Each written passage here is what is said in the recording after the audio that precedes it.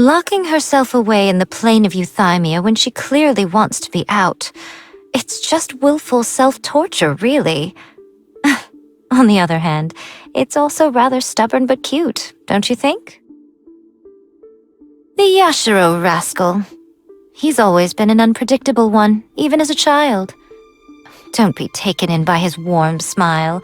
There's no knowing what devious scheme might be brewing inside his head. It's really quite maddening. What do you mean, sly as a fox? If you're trying to insinuate that he and I are anything alike, you are sorely mistaken. I'm very fond indeed of the Yashiro commission girl. She adroitly handles every matter that comes before her. Unfortunately, it's often thankless work. Pity.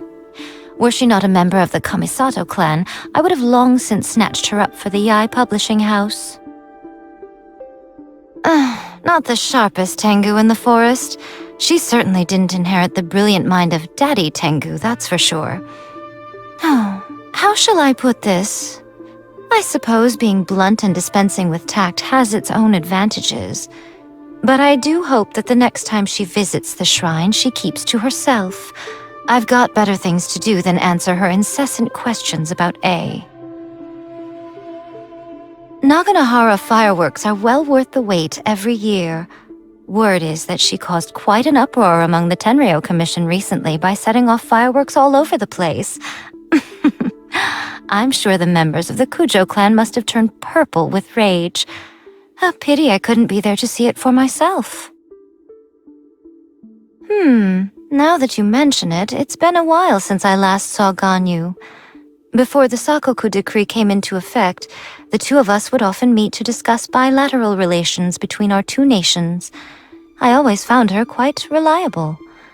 The next time you go to Liyue, take her some more fresh sea ganoderma for me. These divine priestesses seem to be getting cuter every generation. I wonder how she looks performing the dance of divine peace. Perhaps even little schools of fish swish around her while she spins. If she's ever looking for a more experienced head shrine maiden to learn from, I'd be quite happy to share a few tips with her. As long as she asked me nicely, of course. I thought it was a disaster waiting to happen at the time, but she insisted that she wasn't going to lift a finger against the object of her own creation. Had I known how things would unfold, I would have simply disposed of it without her knowing. What about now?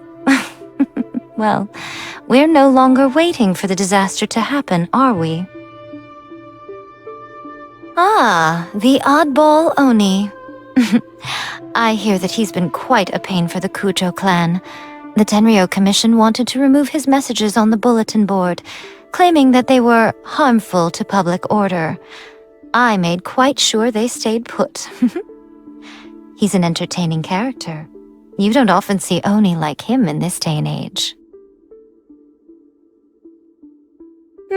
He certainly has a beautiful tail, although mine's a little softer. Ah, yes, the little ninja child. If there's one thing she can do, it's stay hidden. Kano Nana constantly complains to me about it.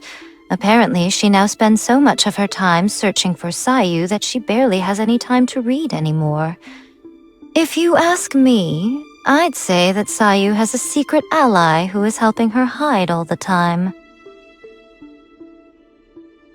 I've heard a lot about Miyuki's little sister. Quite the character, I'm told. Although she comes from a family of shrine maidens, she's gone her own way in life.